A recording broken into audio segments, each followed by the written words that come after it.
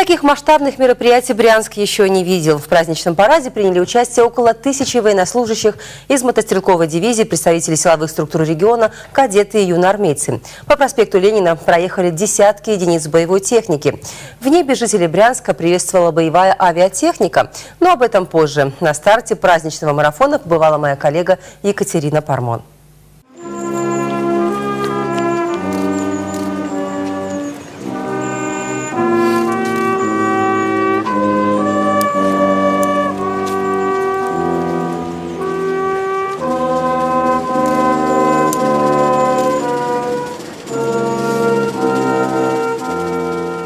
По традиции, в первую очередь цветы возложили на площади воинской славы.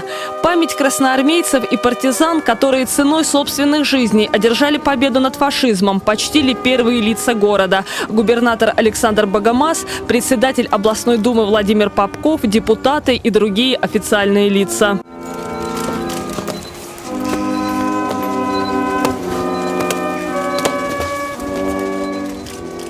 Возложили цветы и почтили павших минутой молчания и почетные гости. Герой Советского Союза Иван Кашин, родственники погибших воинов, а также делегации из соседних республик.